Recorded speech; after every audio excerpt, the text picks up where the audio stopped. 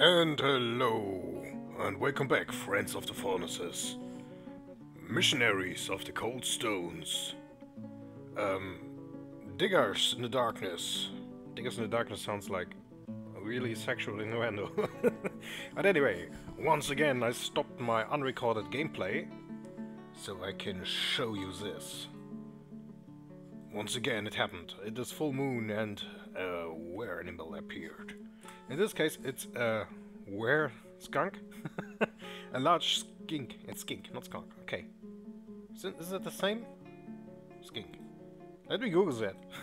Skink. Alright. Oh, yeah, it's like a lizard. Alright. So, a large skink twisted into humanoid form. It's actually better to fight like giant lizards instead of giant skunks because, well, I guess giant skunks will... You know what they do. And it is crazed for blood and flesh. Its eyes glow violet. Its charcoal scales, oh, it has scales, are round and close-set. Now you will know why you feel like. So, he fucked up really hard. Why, you might ask? Because, well, first off, no one was outside when I called the alarm, so everybody just went inside pretty quick. Like I had the beekeeper out or something. But nothing really serious. And I have my whole army out to create some kind of puke resistance because they were underground for a really long time, and now I just have them out so they can get used to the sun again. But anyway, so we have all the armies out while all my civilians are in. So now's the question: should I send my army towards the enemy, or should I just wait and let it come to me? Huh. And I guess I just attack it. So let's go. Moving boulders, attack. Shining pebbles. Same thing. Let's hope he won't just jump down and start killing my animals, because that would be, well, very bad. But anyway, I wanted to record anyway, and this gave me an excellent opportunity to pause the game. And I can show you what I've done the last few hours. Oh, he will kill the duck, I guess. Not even that. He hasn't managed to kill the duck. Or has he? His gizzard is mangled beyond recognition. So yeah, okay, the duck might not make it. But let's just put it up for slaughter. Oh! Oh! Oh! It's a pet. So someone will be sad. But anyway, he's coming down. He's trying to destroy one of my hives and kill my lovely 19,127 bees. But as you can see, first thing fell off from him. Ramul Vokopuchunu Fatrigus Soto. Who was that? What's his name actually? Ramul something.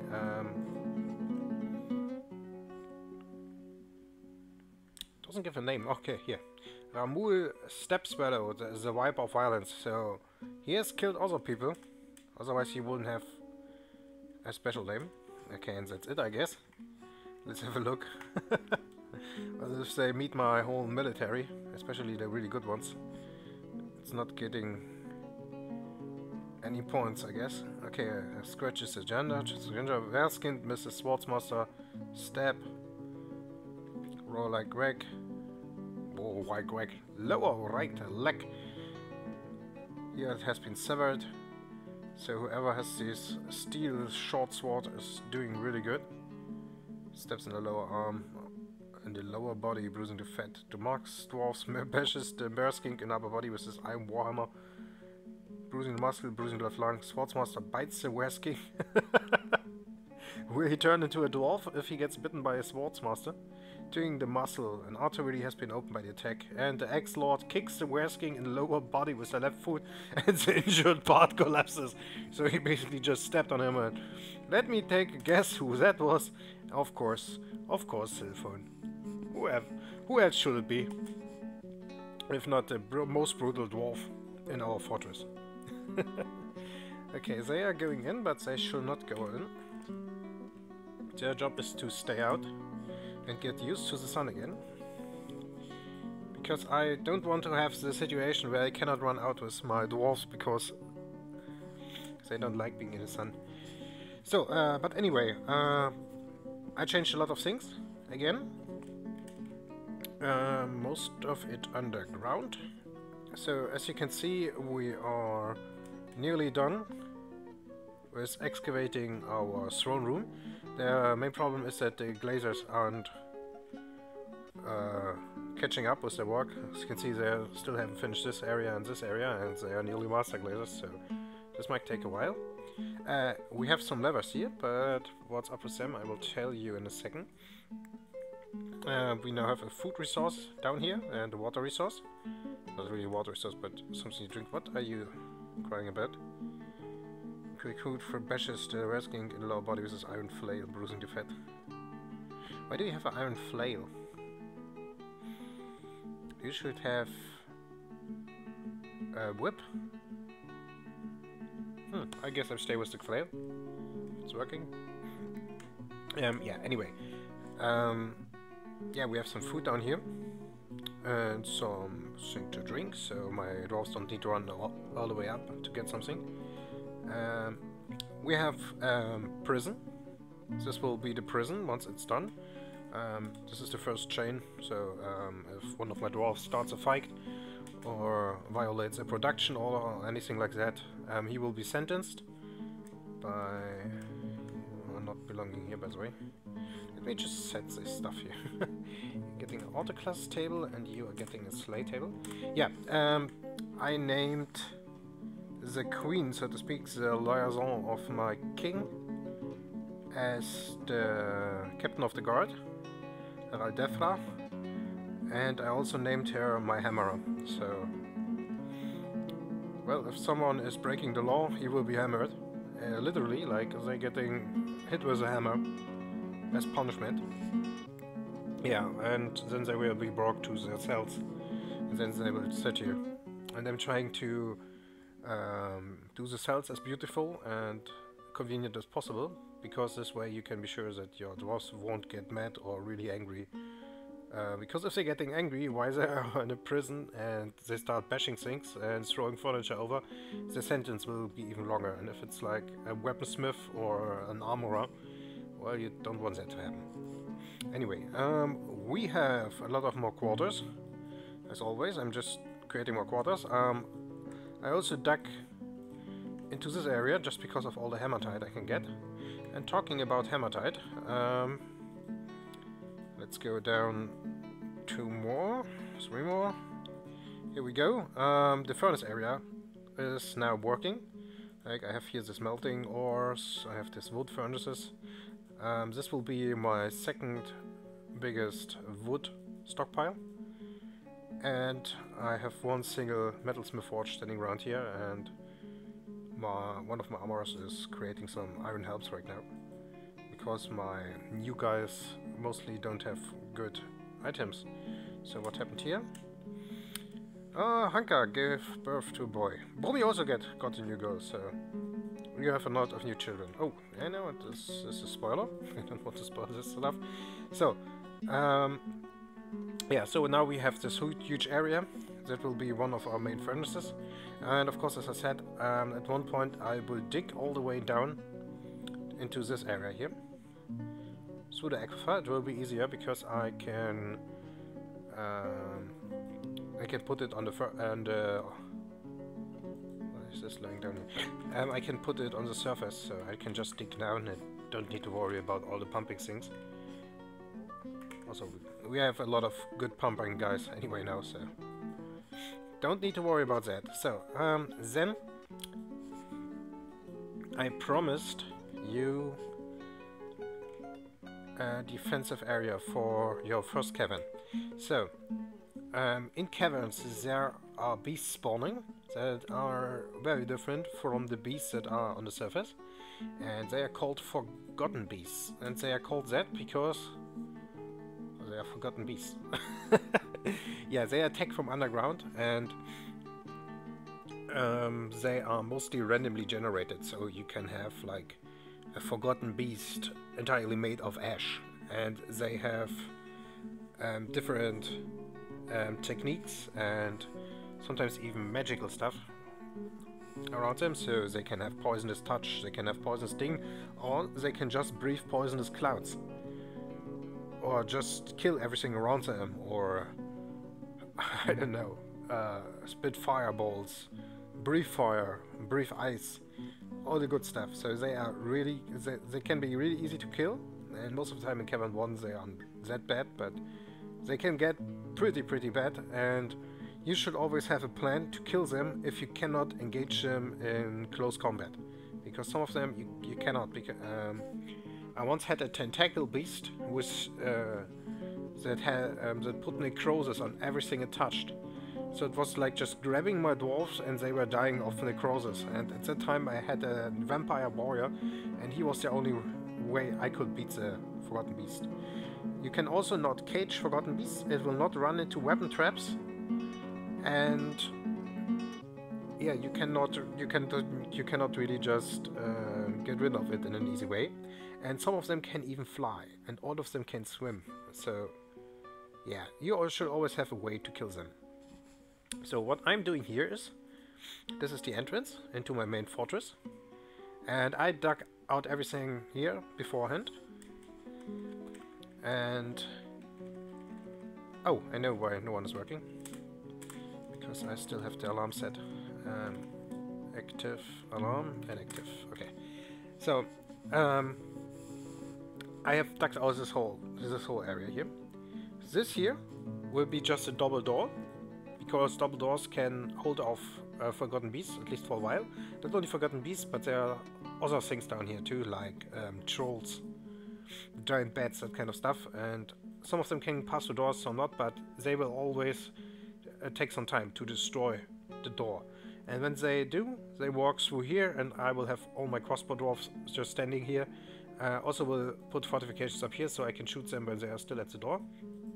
Back here will be a ballista, so I can shoot ballista arrows at anything that tries to pass. And I will have a bridge, like right here. So maybe some doors more here. That depends how I will plan this, but maybe I will build 2 bridges actually. But you should have a way to wall off your fortress, just in case an attack arrives. What you have to keep in mind is that flying beasts can pass through fortifications, so the fortification will not help you. It will actually make it easier for the enemy to just enter. But I have a second solution for exactly that problem. So if you follow me upstairs, so just imagine Forgotten Beast is in here, my Marks dwarves are shooting it the whole time, I see, oh shit, it's breaking through. I don't know, the bridge isn't working because it can't fly or something. So I'm grabbing all my dwarves, telling them they should go home or run into safe areas. I will also build some safe areas, like this here will have a door and just some food. So some dwarf can just lock himself in and hopes that the military will be fast enough.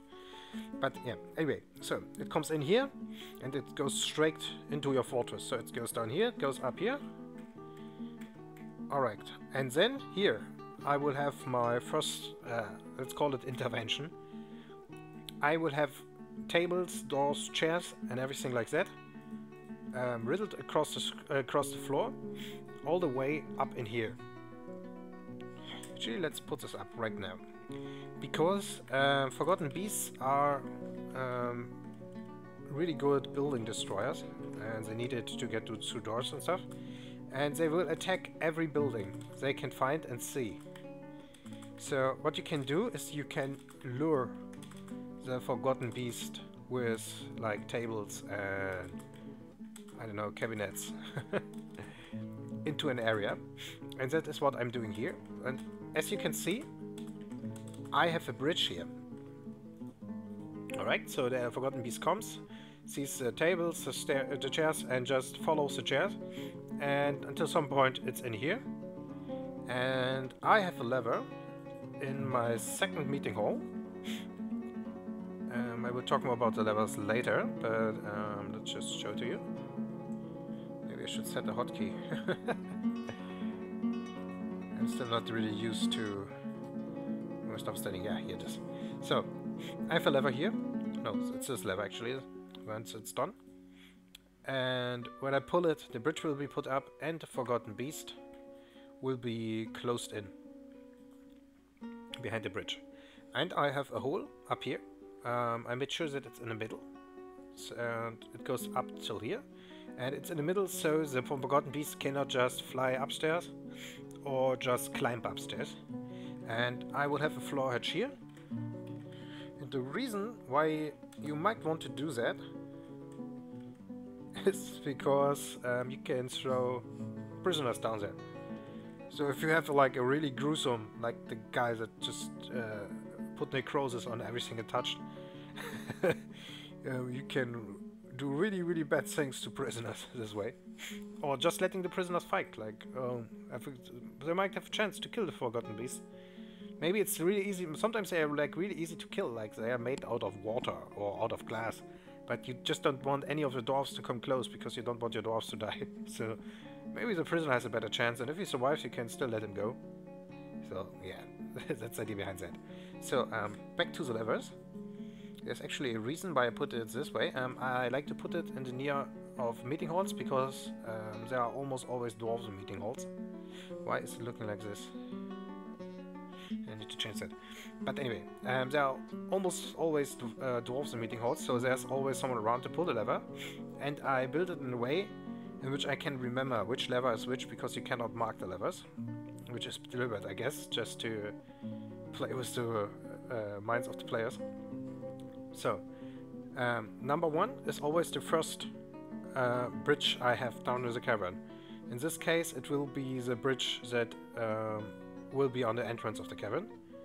Number 2 will be in the second layer, third layer, fourth layer. And these down here will be the monster releases, like the bridges for the monsters. Because you need to keep in mind that you still have a Forgotten Beast, and you can still reach it. You could also wall it in, just so let it walk in this. Let me show you. So let's just let it walk in here. And when it's down here, I just build a wall and it will be fine. But then I needed to remove the wall if I want to let it out. And you might want to let it out, because Forgotten Beasts are also fighting each other. So, yeah, that's the whole reason why there's a bridge. And I build the levers in this way, so I can always remember which lever I have to pull to release the beast. Or just to make sure that I'm not pulling a lever and hoping that a bridge will raise and I am releasing a beast accidentally. Which happens, believe me. It's not that uncommon as you might think. And yeah, this is why I do it the way I do it. Oh yeah, we are digging out here right now. As you can see, my miners are getting really good over time. And the reason, of course, why I'm digging out everything here is I now have moss. And the moss is growing everywhere, and fungus, and all this stuff. And I can now put animals down here, and I don't need to have like a big place just for the animals outside. So I can make sure that all my animals will be safe. Even if something arrives that will kill it. Why am I fishing drawers outside? I forbade fishing. Sometimes you guys are just driving me nuts. Okay. But the Gala is still creating a lot of new barrels. Yeah, I run out of barrels and bins at some point. Especially because I have now this big area here down here. I really need this stuff. You should produce more charcoal. I need more charcoal. Or do I? Always check your stockpiles, don't just assume things. Butter, you know better. Charcoal. Oh, I have 106. Yeah, okay. I have charcoal, but still. Iron bars. I have 85 iron bars. I even have some pig iron bars, so I can start making a bit more pig iron bars. Like just a whole lot. And if I have enough, I will make some steel bars and start creating steel items.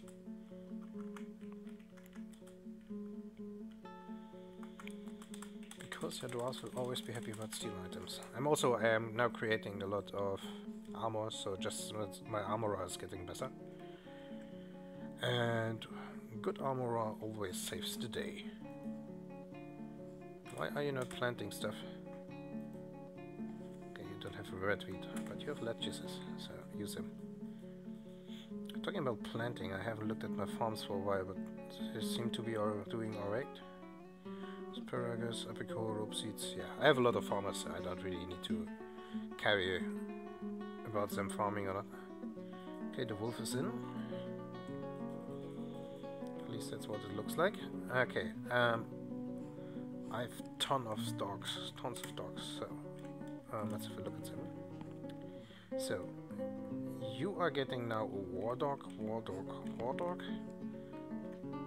hunting dog, hunting dog, and the rest of you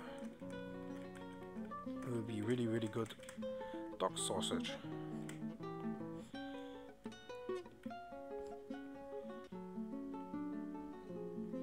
So let's have a look at my puppies. Oh, tons of puppies. But I will wait until they are dogs before I slaughter them.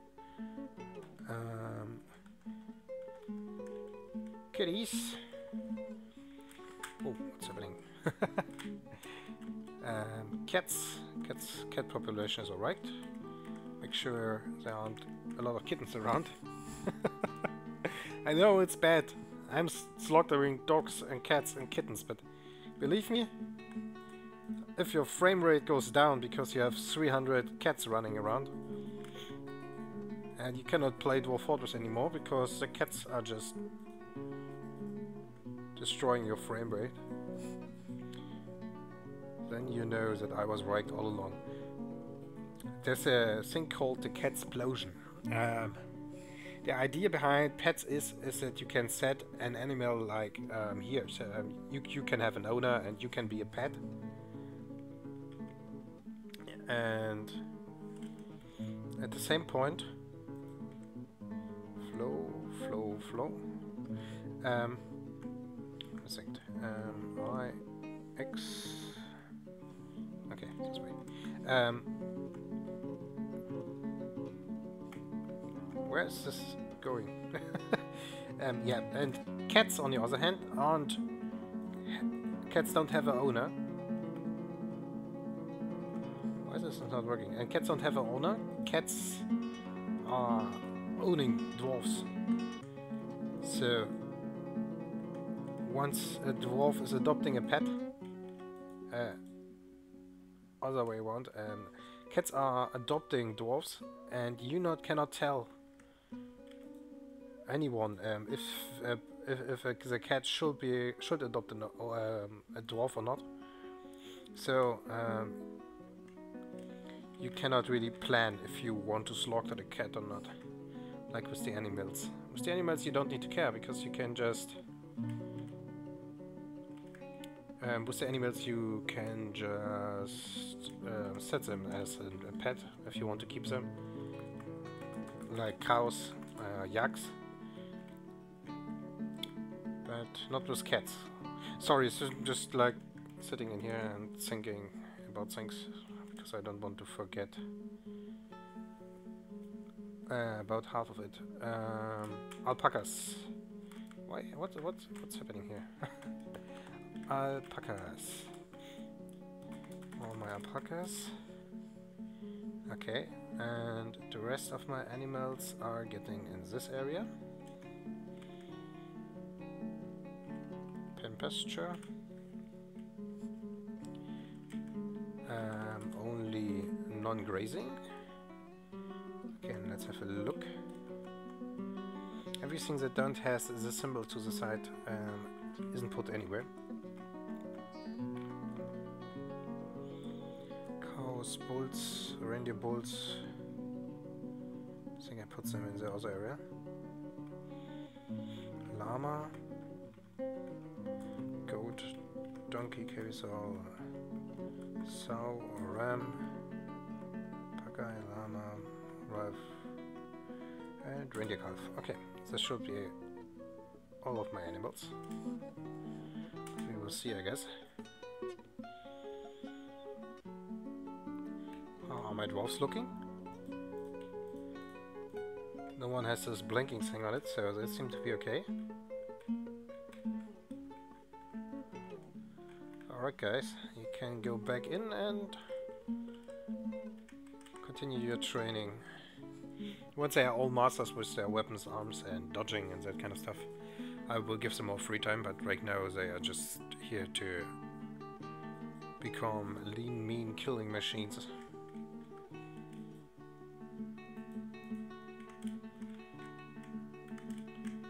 Because that is their whole existence in life, I guess. Putting a door here. Putting down a food area just for drinks, because your dwarves always need to drink, but they don't always need to eat, so let's put it all the way down here. Okay, where are we putting this bridge? The problem is, if I have the bridge here, the ballista can only shoot once the door is gone, and the bridge, if the bridge is raised, it cannot shoot anymore. But if I put the bridge here, it still can shoot all the way down, while the beast is trying to destroy the bridge, so I guess I put the bridge down here. Yeah, bridge. U, K, W. In which direction should it raise? I guess down? No, up. It should raise in this direction. Just because this way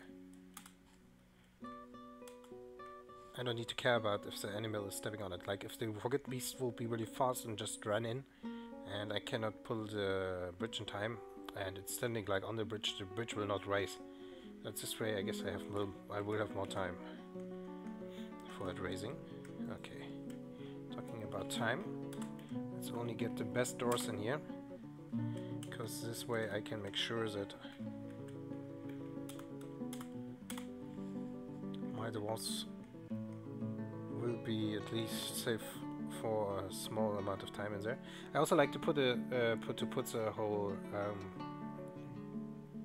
archery area, the Mark Dwarfs area, like this, so dwarves from here can shoot the enemy while it's in here, and because sometimes it's a bit shaky if they're trying to do it from here.